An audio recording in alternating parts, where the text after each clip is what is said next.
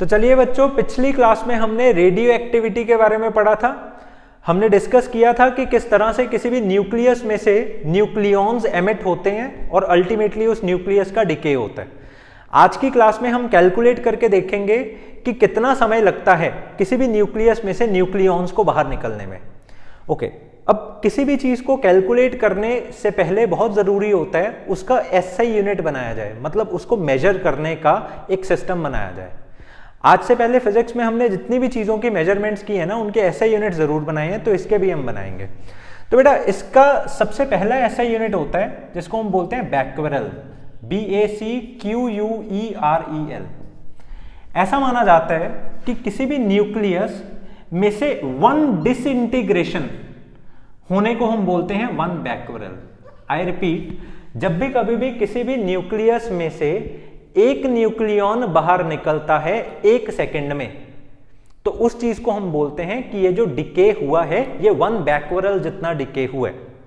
ठीक है ना? तो हम ऐसा बोल सकते हैं कि बैक्वेरल इसका एसआई यूनिट है डिके होने का। एंड इन जनरल हम इसको डिफाइन कैसे कर सकते हैं? One becquerel is one disintegration in 1 second.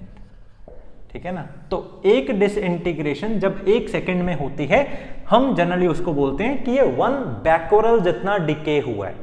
ठीक है, आई hope so it is very clear. Important है बेटा, एक नंबर में ये पूछा जा सकता है। अब इसका दूसरा डिसइंटीग्रेशन है, मतलब दूसरा इसका मेजरमेंट का यूनिट है क्यूरी। अब आप खुद जानते हो कि यूरेनियम जैसा जो बड़ा न्यूक्लियस होता है उसके अंदर अगर एक एक करके न्यूक्लियॉन्स बाहर निकलने लगे, दैट मीन्स पता नहीं कितने हजारों साल लग जाएंगे 1 ग्राम यूरेनियम को रेडियो एक्टिव बनने में। 1 ग्राम यूरेनियम को डिस्पोज होने में कितने हजारों साल लग जाएंगे, क्योंकि 1 ग्राम यूरेनियम में भाई साहब लाखों करोड़ों एटम्स होते हैं। एक एटम के न्यूक्लियस में 238 न्यूक्लियॉन्स पड़े होते हैं। ठीक है ना? तो लाखों करोड़ों एटम्स इंटू 238 को डिसइंटीग्रेट होने में तो कितना ही समय लग जाएगा। ठीक है ना? तो उसी तरह से हमने एक बड़ा यूनिट बनाया। वो बड़ा यूनिट ज्यादा नंबर ऑफ डिसइंटीग्रेशंस को कैलकुलेट करने के काबिल है, और उस बड़े यूनिट को हम बोलते हैं Curie.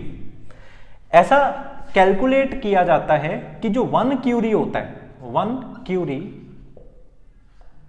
is generally equal to 3.7 into 10 raised to power 10 बैक्वेरल। 1 बैक्वेरल तो 1 डिसइंटीग्रेशन ही बताता है, तो मतलब 1 क्यूरी कितनी डिसइंटीग्रेशंस बताता है? 3.7 into 10 raised to the power 10 डिसइंटीग्रेशंस जब 1 सेकंड में होने लगती है ना, तो हम बोलते हैं कि 1 क्यूरी जितना डिके हुआ है। ठीक है ना? तो याद रख लेना, इसकी भी डेफिनेशन हम प्रॉपरली लिख लेते हैं। 1 Curie is defined as 3.7 into 10 raised to the power 10 बैक्वेरल और डिसइंटीग्रेशंस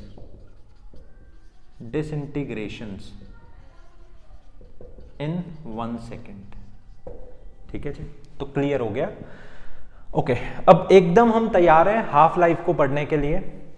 मान लिया जाए हमारे पास में एक न्यूक्लियस है, इस न्यूक्लियस के अंदर n0 नंबर ऑफ न्यूक्लियॉन्स पड़े हुए हैं, और कुछ समय के बाद, लेट अस सपोज मैंने ऐसा देखा 20 सेकेंड्स के बाद इसके जो नंबर ऑफ न्यूक्लियॉन्स होते हैं वो इसके अंदर आधे रह जाते हैं, मतलब इसके हाफ ऑफ द न्यूक्लियॉन्स बाहर निकल जाते हैं, डिसइंटीग्रेट हो जाते हैं, और इसके अंदर सिर्फ और सिर्फ आधे number of nucleons he present रह जाते हैं। तो मैं बड़ा कंफर्टेबली बोल सकता हूं कि ये जो 20 सेकेंड है ना, ये हाफ लाइफ है। ठीक है ना? एकदम क्लियर करके मैंने आपको बता दिया हाफ लाइफ क्या होता है। जितना समय लगता है किसी भी न्यूक्लियस के नंबर ऑफ न्यूक्लियॉन्स को आधा रह जाने में, ठीक है, उस चीज को हम क्या बोलते हैं? Half life. ठीक है? तो हाफ लाइफ आप सबको समझ में आ गया। अगर मैं हाफ लाइफ को डिफाइन करूं, ठीक है ना, तो ये क्या होता है? Time taken by a nucleus to disintegrate half of its nucleons, इसको हम बोलते हैं हाफ लाइफ। ओके, अब इस हाफ लाइफ को कैलकुलेट कैसे किया जाता है? बेटा बहुत इजी है। अभी पिछली क्लास में मैं आपको बताकर हटाऊं कि नंबर ऑफ न्यूक्लियॉन्स को कैलकुलेट करने का हमारे पास में एक बड़ा जबरदस्त फॉर्मूला है, that is n is equal to n naught e raise to the power minus lambda T. भाई साहब इस फॉर्मूले को ना इतनी बारी डेरिवेशंस में लगा दो कि ये कभी ना भूले, ये पेपर में आएगा ही आएगा, ठीक है ना। ओके, अब हाफ लाइफ हमने कैलकुलेट करनी है, तो हाफ लाइफ में होता क्या है, हमारे पास बचे हुए जो न्यूक्लियॉन्स होते हैं वो कितने हो जाते हैं? आधे हो जाते हैं। तो इन हाफ लाइफ हमारे पास n की वैल्यू कितनी हो जाती है? n नॉट हो जाती है, और n की वैल्यू n नॉट बाई 2 बनने में जितना समय लगता है, जितना टाइम लगता है, उस टाइम को हम क्या बोलते हैं? t बाई 2, मतलब हाफ लाइफ। ओके, अब शुरू करते हैं। n की जगह पर भरना है n नॉट बाई 2 और टाइम की जगह पर क्या भरना है? t by 2। तो हमारा बन जाएगा n naught by 2 is equal to n naught e raise to the power minus lambda, t की जगह पर आ जाएगा t by 2। Okay, n naught से कट जाएगा n naught, and as a result हमारे पास 1/2 आ जाएगा e raise to the power minus lambda t by 2 के बराबर। अब एक्सपोनेंशियल को जब आप इधर भेजेंगे तो वो क्या बन जाएगा? लॉग बन जाएगा, ठीक है ना। तो हमारा ये बन जाएगा log of 1/2, log of 1/2, exponential इधर आ गया एंड इक्वल टू में रह गया माइनस लैम्डा t बाई 2, ठीक है ना। क्योंकि आप सब जानते हो e raise to the power a अगर b के बराबर है तो ओनली a किसके बराबर होगा? log ऑफ b के बराबर। इट इज वेरी क्लियर ना। तो उसी प्रकार e जब इधर चला गया ये बन गया log ऑफ 1/2। अब आप एक और चीज भी जानते हैं कि log a अपॉन b हमेशा किसके बराबर होता है? log a minus log b के बराबर। तो ये हमारा बन जाएगा log 1 माइनस log 2 के बराबर, and it is equal to minus lambda t by 2। अब क्या किया हमने? log 1 की वैल्यू को पुट कर दिया। वी नो log 1 इज 0, तो log 1 की वैल्यू बेटा यहां पर 0 पुट कर देंगे, और हमारे पास में माइनस log 2 किसके बराबर आ जाएगा? माइनस लैम्डा t बाई 2 के बराबर। माइनस से कट जाएगा माइनस, तो log 2 अपॉन लैम्डा हमारा आ जाएगा t बाई 2 के बराबर, और इस t बाई 2 को ही हम बोलते हैं हाफ लाइफ, ठीक है ना। तो आज के बाद अगर कोई भी आपसे पूछे कि हाफ लाइफ क्या होता है, तो हम उसको जवाब देंगे कि किसी भी रेडियो एक्टिव सब्सटेंस में से जब नंबर ऑफ न्यूक्लियॉन्स बाहर निकल रहे होते हैं, तो जब आधे न्यूक्लियॉन्स बाहर निकल चुके होते हैं और आधे ही अंदर बच जाते हैं, उसमें जितना समय लगता है न्यूक्लियस के छोटे होने में और आधे रह जाने में जितना समय लगता है, that is particularly known as half life. और वो हाफ लाइफ को हमने अभी अभी कैलकुलेट भी करके देख लिया। वो हाफ लाइफ हमारी होती है log ऑफ 2 अपॉन लैम्डा के बराबर, और ऑलरेडी आप जानते हैं कि ये log 2 की वैल्यू होती है 0.693 अपॉन लैम्डा, ठीक है ना। मतलब log 2 की इंडिविजुअली वैल्यू होती है 0.693, तो हाफ लाइफ की वैल्यू हमारे पास हो गई 0.693 अपॉन लैम्डा। एकदम क्लियर हो गया। तो हाफ लाइफ आपने समझ लिया। अब थोड़ा सा हम प्रैक्टिकली सोचकर चलते हैं ताकि कंसेप्ट और डीप में समझ में आ जाए। लेट अस सपोज आपके पास में एक न्यूक्लियस है बेटा, उस न्यूक्लियस में 40 नंबर ऑफ न्यूक्लियॉन्स पड़े हैं, मतलब इनिशियली 40 नंबर ऑफ न्यूक्लियॉन्स पड़े हैं, तो 20 न्यूक्लियॉन्स रह जाते हैं, टाइम लगता है 30 सेकेंड्स, ठीक है। इसके बाद 20 के 10 रह जाते हैं और फिर से टाइम कितना लगता है? 30 सेकेंड्स। 10 के 5 रह जाते हैं और फिर से टाइम कितना लगता है? 30 सेकेंड्स। 5 के 2.5 रह जाएंगे, फिर से टाइम कितना लगेगा? 30 सेकेंड्स। 2.5 के 1.25 रह जाएंगे और फिर से टाइम कितना लगेगा? 30 सेकेंड्स, ठीक है ना। तो जनरली सभी लोग पता कैसे सोचते हैं? हम नॉर्मली ऐसा सोचते हैं कि अगर 30 सेकेंड्स में आधे रह गए तो नेक्स्ट 30 सेकेंड में खत्म ही हो जाएंगे ना। भाई साहब ऐसा नहीं होता, ठीक है ना। रेडियो एक्टिविटी की एक बहुत इंपॉर्टेंट चीज है ये लाइफ निकालने। इसके अंदर आपने ये चीज नोटिस की कि पहले आधे रहने में तो 30 ही सेकेंड लगे, ठीक है ना, और बचे हुए जो ये 20 आधे हैं इनको खत्म होने में फर्दर आप देख सकते हो 30 30 30 30 मतलब 120 सेकेंड्स से भी ज्यादा अभी चलेगा ये आगे, इससे भी ज्यादा टाइम लग जाएगा। और ये बड़ी नॉर्मल सी बात है कि 100 साल लग जाते हैं एक एक ग्राम सैंपल को पूरा का पूरा डिसइंटीग्रेट होने में, क्योंकि फर्स्ट हाफ लाइफ तो जल्दी अचीव हो जाती है, फर्दर जो हाफ होता है ना वो रिमेनिंग वालों का हाफ होता है। मतलब यहां पर ये जो 10 आया ये 20 का हाफ हुआ, फर्दर जो 5 आया वो 10 का हाफ हुआ, ठीक है ना। इस चक्कर में ये टाइम क्या होता रहता है, एक्सपैंड होता रहता है। एंड विल रियलाइज कि कभी कभार तो एक न्यूक्लियन जो अभी अभी हमारी आंखों के सामने है, ये न्यूक्लियन डिसइंटीग्रेट होने में 1 सेकेंड लेता है, और कभी कभार किसी न्यूक्लियन को डिसइंटीग्रेट होने में 100 साल लग जाते हैं, इससे भी ज्यादा लग जाते हैं, कभी खत्म ही नहीं होते वो, ठीक है ना। क्यों? क्योंकि हाफ लाइफ का कंसेप्ट ही ऐसा है, ठीक है, ओके। और दूसरी चीज ये चीज को हम अपने मन मुताबिक डिजाइन नहीं कर सकते। मतलब ऐसी कोई साइंस बनी ही नहीं है जो साइंस अपनी मर्जी से किसी भी न्यूक्लियन को डिसइंटीग्रेट करवा दे। किसी भी न्यूक्लियस के अंदर पड़े हुए न्यूक्लियॉन्स अपनी मन मर्जी से ही बाहर निकलेंगे, निकलने को वो 1 सेकेंड में ही बाहर निकल जाए, ना निकलने में वो 10 साल में ना बाहर निकले। तो this is a natural process, purely natural process. और ये एक ऐसी साइंस है जिसके ऊपर अभी तक कुछ भी मतलब कोई भी ऑपरेशंस नहीं कंडक्ट किए गए, कुछ भी अपने मन मुताबिक डिजाइन नहीं किया गया। This is purely a natural process, okay. तो हाफ लाइफ का कंसेप्ट आप सबको प्रॉपर्ली समझ में आ गया। हाफ लाइफ की आपने डेफिनेशन भी देख ली, हाफ लाइफ की आपने डेरिवेशन भी देख ली। ये फॉर्मूला याद रखने लायक है, पेपर में आएगा तो आपको करके दिखाना है, ओके। अब अगली चीज हम देखते हैं एवरेज लाइफ। अब देखिए ये बात तो सच है कि बहुत सारे साल लग जाते हैं, मतलब इनफाइनाइट टाइम लग जाता है किसी भी पूरे सैंपल को खत्म होने में, ठीक है ना। पर हम इसकी एक एवरेज तो निकाल सकते हैं। हाँ, ये एवरेज हमने निकाली भी है। और ये एवरेज लाइफ जो होती है, मतलब अगर कोई भी एक न्यूक्लियस है, इस न्यूक्लियस में 1 न्यूक्लियन पड़े, 2 पड़े, 3 पड़े, 4 पड़े, अप टू सो ऑन, इस तरह से n न्यूक्लियंस पड़े हैं, ठीक है ना। मान लो इसको बाहर जाने में T1 टाइम लगा, इसको बाहर जाने में T2 टाइम लगा, ऐसे करते करते सबको बाहर जाने में कितना टाइम लगा, Tn टाइम, ठीक है ना। तो इन सब की एवरेज लाइफ कितनी है, इन सब की एवरेज लाइफ निकालने के लिए हमारे पास में क्या फॉर्मूला होता है कि सबके टाइम्स को हम ऐड कर देंगे, मतलब T1 plus T2 plus T3 up to so on Tn तक हम ऐड कर देंगे और डिवाइड कर देंगे सारे के सारे नंबर ऑफ न्यूक्लियॉन्स को। ऐसे ही करते हैं ना हम एवरेज, किसी की भी अगर हमने एवरेज करनी होती है तो हम उन वैल्यूज को ऐड कर देते हैं और डिवाइड कर देते हैं किसके साथ में, नंबर ऑफ, कितनी नंबर ऑफ वो चीजें हैं उनके साथ में।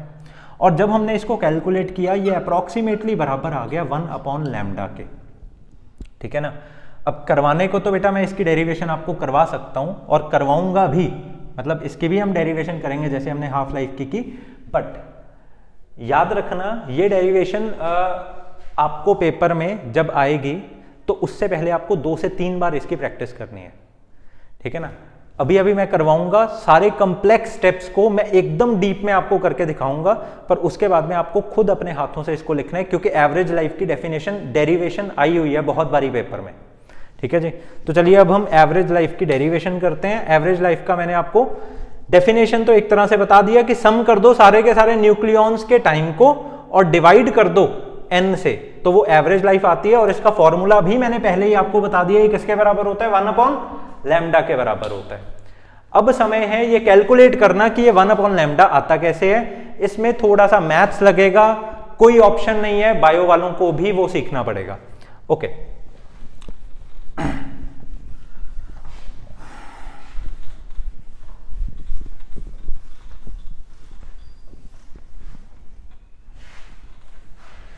ठीक है जी।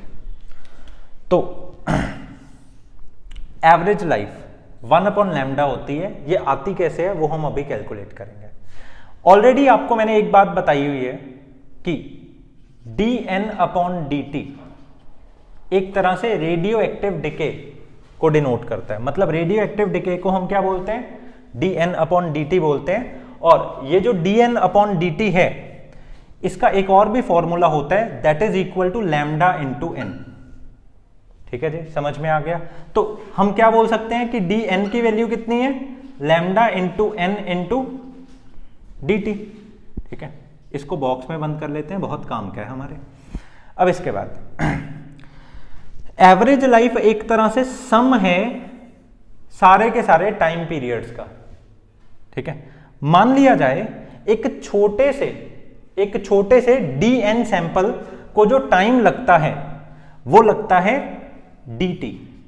तो अगर एक छोटे से dn सैंपल को टाइम लगता है dt, तो बड़े सैंपल को कितना टाइम लगेगा, बड़े सैंपल को, वो सारे dn सैंपल्स को हम ऐड करेंगे तो हमारे पास में आएगा ये बड़े सैंपल का टाइम। ठीक है जी, ओके। तो यहां पर हमने एवरेज लाइफ का पहले तो सिंबल लिख दिया, एवरेज लाइफ का सिंबल होता है टॉ। ठीक है ना, इसके नीचे हम एवरेज लिख देते हैं। टॉ मैंने इसलिए डाला ताकि मिक्स ना हो जाए, नॉर्मल टाइम नहीं है ये भाई, एवरेज टाइम है। और एक किसके बराबर है, सम है सारे के सारे टाइम पीरियड्स का, और किन टाइम पीरियड्स का, dn सैंपल वाले टाइम पीरियड्स का। ठीक है जी, ओके। डिवाइड किया इसको हमने किसके साथ में, n के साथ में। और ओरिजिनली जितने नंबर ऑफ न्यूक्लियॉन्स पड़े होते हैं, मैंने आपको पिछली क्लास में भी बताया था बेटा, वो न्यूक्लियॉन्स का नंबर कितना होता है, n0 होता है। ठीक है ना, तो sum of t into dn divided by आ गया n0 के बराबर। ओके, अब इसके बाद में ऑलरेडी आपको इस छोटी सी बात से प्रॉब्लम हो सकती है कि ये t इंटू dn कैसे है। बेटा मैंने ऐसा मान लिया कि एक न्यूक्लियॉन को डिके होने में जो टाइम लगता है वो t टाइम लगता है। ठीक है ना, तो 2 न्यूक्लियॉन्स को कितना टाइम लगेगा, 2t। 3 न्यूक्लियॉन्स को कितना लगेगा, 3t। तो dn नंबर ऑफ न्यूक्लियॉन्स को कितना टाइम लगेगा, t इंटू dn। ठीक है ना, तो इसलिए मैंने यहाँ पे dn लिख दिया। और ऐसे dn ना जाने कितने बड़े हैं, तो इसलिए मैंने इसका क्या कर दिया, सम कर दिया। ठीक है ना, ओके। अब इसी तरह से मैंने आपको बताया था फिजिक्स में जब भी सम करना होता है तो एक तरह से आपको क्या डालनी होती है, इंटीग्रेशन डालनी होती है। तो मैंने यहां पर डाल दी इंटीग्रेशन, हमारे पास में एवरेज लाइफ आ गई, इंटीग्रेशन ऑफ t dn, और बड़े आराम से dn की वैल्यू को आप ऊपर से पुट कर सकते हैं, ये होती है लैम्डा n dt। ठीक है जी, dn की जगह पे, और इसके साथ में क्या आया हुआ है हमारा t। तो t लैम्डा n dt को हमने डिवाइड कर दिया n0 के साथ में। ठीक है जी, ओके। अब इसके बाद n की वैल्यू आपको पहले से ही बताई हुई है, ऑलरेडी पिछली क्लास में हमने निकाली थी, n is equal to n0 e raise to power minus lambda t। तो हमारा यही एक्सप्रेशन बन जाएगा, average life is equal to integration lambda t, n की जगह पे हमने लिख दिया n0 e raise to the power minus lambda t, साथ में इसके आ गया dt, और नीचे इसके आ गया n0। ठीक है, अब क्योंकि बेटा n0 एक कांस्टेंट है, कांस्टेंट वाली चीज बाहर आ जाएगी इंटीग्रेशन के, और क्या कांस्टेंट है, लैम्डा भी कांस्टेंट है, तो लैम्डा भी बाहर आ जाएगा। और कोई कांस्टेंट नहीं है, टाइम तो ऑलरेडी चेंज हो रहा है, तो इसको अंदर ही रहना पड़ेगा। तो बेटा हमने n0 से काट दिया n0, ओनली बाहर लैम्डा रह जाएगा। तो हमारा एवरेज टाइम रह जाएगा lambda into integration of t e raise to the power minus lambda t into dt। I hope so it is very clear. अब फर्दर इंटीग्रेशन करने के लिए आप सभी बच्चों को एक चीज सीखनी पड़ेगी, ये इंटीग्रेशन का एक रूल है जो नॉन मेडिकल वाले तो बच्चों को आता होता है, मेडिकल वालों को बस 2 मिनट ध्यान से सुनना है। मैं ऐसा नहीं बोलूंगा बहुत लंबी चौड़ी चीज है वो समझ नहीं सकते, 2 मिनट बस ध्यान से सुनना है। ठीक है ना बेटा, याद रखना जब भी कभी भी आपको इंटीग्रेशन करनी होती है दो चीजों की मल्टीप्लीकेशन की, जिसमें दोनों की दोनों चीजें चेंज हो रही होती हैं, तो उसमें आपको क्या करना होता है, आपको एक फॉर्मूला लगाना होता है। मतलब वो फॉर्मूला है ILATEC। बस अपने मन में बोलो ILATEC, कभी नहीं भूलेगा ये फॉर्मूला ILATEC। ठीक है, तो यहां पर A का मतलब होता है एल्जेब्रिक, ठीक है, T का मतलब होता है ट्रिग्नोमेट्रिक, E का मतलब होता है एक्सपोनेंशियल, मतलब E वाली चीज, C का मतलब होता है कांस्टेंट, L का मतलब होता है लॉग, I का मतलब होता है इनवर्स। ठीक है ना। तो आप आइडेंटिफाई कर लोगे कि जो तो एल्जेब्रिक है, एल्जेब्रिक कौन सी होती है, जैसे बेटा यहां पर dt लगा हुआ है ना, तो dt लगा हुआ है तो t को हम क्या मानेंगे, एल्जेब्रिक। अगर इसी तरह से इंटीग्रेशन में यहां पर dx लगा होता तो मैं x को क्या मानता, एल्जेब्रिक। बस इतने से ही आपका काम बन जाएगा, जरूरत नहीं है ज्यादा डीप में जाने की, ठीक है ना। तो यहां पर dt लगा है तो हमने t को क्या मान लिया, एल्जेब्रिक, ठीक है ना। अब एक्सपोनेंशियल इसके साथ में लगा है तो बेटा एक्सपोनेंशियल एल्जेब्रिक के बाद आता है, तो फॉर दैट रीजन मैंने यहां पर t को मान लिया 1 और एक्सपोनेंशियल क्योंकि बाद में आता है उसको क्या मान लिया 2। आ गया ना समझ में। अब ये जो फर्स्ट फंक्शन है ये हमेशा आराम करेगा, सेकंड फंक्शन की इंटीग्रेशन होगी माइनस, होल इंटीग्रेशन डालेंगे, फिर डेरिवेटिव होगा फर्स्ट फंक्शन का और सेकंड फंक्शन की होगी बेटा इंटीग्रेशन। समझ गए मेरी बात। फर्स्ट फंक्शन आराम करेगा, सेकंड फंक्शन के इंटीग्रेशन, फिर बड़े वाली इंटीग्रेशन, पूरे के साथ वाली इंटीग्रेशन, फिर फर्स्ट फंक्शन डेरिवेटिव करेगा क्योंकि बहुत कर लिया उसने आराम, फिर सेकंड फंक्शन की पहले भी इंटीग्रेशन हो रही थी, इसकी अब भी इंटीग्रेशन होगी। घबराना बिल्कुल नहीं है, मैं अभी आपको करके दिखाऊंगा। ये टॉ एवरेज, ये टॉ एवरेज किसके बराबर आएगी, लैम्डा ऐसे की ऐसी ही है, ठीक है ना। अब इसकी हम करने लगे हैं, फर्स्ट फंक्शन आराम कर रहा है, सेकंड फंक्शन की होगी integration. Which one is our second function, e raise to power minus lambda t, minus lambda t, e raise to power minus lambda t की हो गई इंटीग्रेशन माइनस होल इंटीग्रेशन। देखो मैंने बड़ी इंटीग्रेशन डाली। अब फर्स्ट फंक्शन का क्या होना है, डेरिवेटिव। आप ऑलरेडी जानते हो dt बाई dt तो पहले से ही कट के क्या बन जाएगा 1, ठीक है ना। तो मैं इधर रश नहीं डालूंगा, मैंने इसको मन में ही काट दिया और इसको क्या बना दिया 1। फिर दोबारा किसकी इंटीग्रेशन होगी, e raise to the power minus lambda t की। बस बेटा बस निकल गया आपका औखा टाइम, अब आपको कोई दिक्कत नहीं आएगी, ठीक है। अब टॉ एवरेज किसके बराबर आएगा, लैम्डा तो है ही है, ये पूरी ब्रैकेट के साथ में है लैम्डा, ठीक है। टाइम ऐसे ही है, एक्सपोनेंशियल की इंटीग्रेशन हमेशा क्या होती है, सेम टू सेम, ठीक है ना। तो याद रखना exponential e raise to power x की इंटीग्रेशन क्या होती है, e raise to power x. हाँ ये जरूर होता है कि एक्स का जो फर्दर डेरिवेटिव होता है ना, हम उसको डिवाइड कर देते हैं। जैसे एक्स का डेरिवेटिव 1 होता है तो मैं 1 को डिवाइड कर देता हूँ, ठीक है ना। इसी तरह से यहां पर भी e raise to power minus lambda t की क्या होगा integration, e raise to power minus lambda t, ठीक है। और मैंने क्या किया, माइनस लैम्डा टी का जो डेरिवेटिव है उसको कर दिया डिवाइड, माइनस लैम्डा। अब मैं एक बात आपको बता दूं कि जब भी कभी भी इंटीग्रेशन करते हैं ना तो लिमिट्स जरूर लगाते हैं, ठीक है ना। अब शुरुआत में जब पूरे के पूरे नंबर ऑफ न्यूक्लियॉन्स पड़े थे तो कितना टाइम हुआ था, 0 टाइम। जब सारे न्यूक्लियॉन्स बाहर निकल गए तब कितना टाइम हो गया, n0 टाइम, ठीक है जी। तो स्टार्टिंग में टाइम है 0 and finally time is n0, ठीक है जी। तो यहां पर भी मैंने टाइम लगाया 0 से लेकर n0, इस तरह से माइनस होल इंटीग्रेशन। ये भी हमारा क्या बन गया, सेम टू सेम ही तो है इंटीग्रेशन, तो मैंने सेम टू सेम स्टेप लिख दिया, minus lambda t upon minus lambda.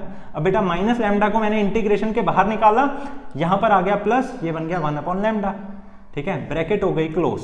इसके भी साथ में क्या आएगा, 0 से लेकर इंफिनिटी, 0 से लेकर नॉट n0, 0 से लेकर इज इंफिनिटी, इंफिनिटी। यहां मैंने बाय मिस्टेक n0 लिख दिया। सारे के सारे नंबर ऑफ न्यूक्लियॉन्स को निकलने में जो टाइम लगता है वो इंफिनिटी होता है, ठीक है ना, बताया था मैंने आपको। तो उसी प्रकार टॉर्क एवरेज हमारी आ जाएगी लैम्डा इनटू, आप जब इसमें इंफिनिटी भरेंगे और इंफिनिटी भरने के बाद में इसके आगे माइनस लगा होगा, ठीक है। फिर जब आप इसमें 0 भरेंगे तो आपके पास में एज अ रिजल्ट जो आएगा वो 0 आएगा, ठीक है। तो इसी कारण से ये वाले स्टेप को मैंने उठाकर कर दिया 0, ठीक है। आप रफ में कर भी सकते हैं, कोई ऐसी बात नहीं। अदरवाइज एक चीज हमेशा याद रखना, एक्सपोनेंशियल के सिर पर जब मैं यहाँ इंफिनिटी भरूंगा ना तो ये पूरी चीज इंफिनिटी हो जाएगी, और फिर माइनस के कारण जब मैं इसको नीचे लिखकर लेकर जाऊंगा तो 1 अपॉन इंफिनिटी हमेशा क्या होता है, 0 होता है, और 0 पुट करने पे तो वैसे ही उसने खत्म हो जाना था, ठीक है ना।